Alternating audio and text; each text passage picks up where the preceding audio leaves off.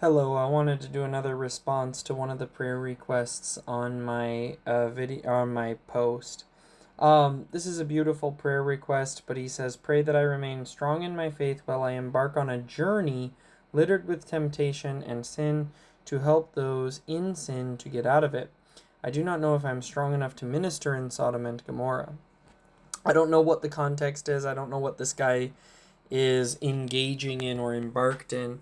But I will say this. When I was a Protestant, I read a book about a pastor who, in order to minister to people who struggled with addictions, he actually went and got himself addicted to opiates.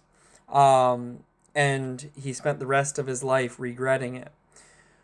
What I'm getting at is, I appreciate your self awareness and all these things, but be very careful. I don't know what you're getting yourself involved in.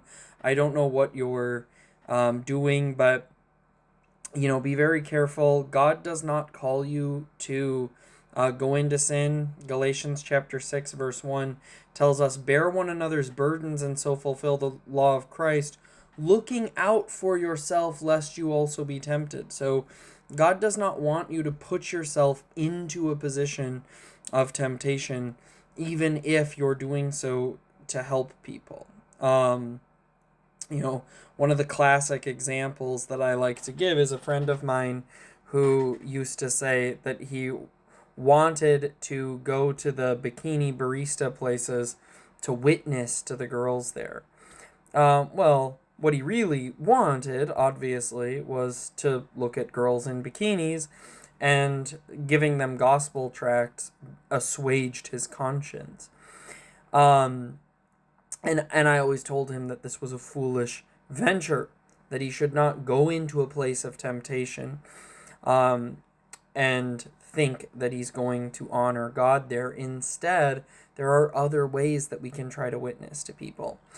So be careful. But with that said, if I may offer you some advice, I would say come and see. Attend the Divine Liturgy of the Holy Orthodox Church every opportunity you get. I'm not saying, quit your job and just go to liturgy, but do follow the examples of the saints.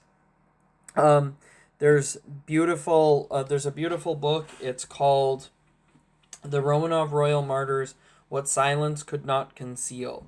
And in this book, it talks about times in history when these particular saints were volunteering to help people during the war, World War I, and some other times volunteering to help people in a medical capacity and some other things. But they always attended church in the morning first. They attended the Divine Liturgy in the morning, and then they went from the Divine Liturgy to the people they were ministering to. I think something like that is in order here as well. If you're going to embark on this journey of ministry to people, that's going to be a very difficult ministry, I highly recommend starting with church. Every opportunity you get, be in church, be in the Divine Liturgy, be at Vespers. Every chance you have to attend church, be there. To attend the Orthodox Church, be there. And allow that to give you strength to carry out whatever mission it is you're trying to carry out. That's the best thing. The other thing is study the lives of the saints, like the book I just showed you. But really, any lives of the saints, study that and use that to teach you how to handle these situations and live righteously. And then the last thing is, again, kind of going back to the first thing, wait until you're ready. So, unless you are sure that you're ready, I'm not saying God isn't calling you to the work you're doing, but what I am saying is just make sure you're ready. And one of the things that I use for that is when my priest gives me his what we call his blessing, his permission to do something. That's when I know that, or when he suggests it even, that's when I know that God wants me doing something.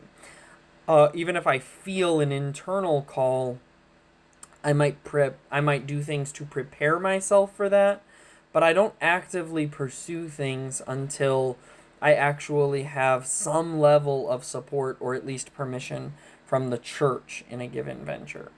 So thank you so much for your comment. I'm praying for you. God bless.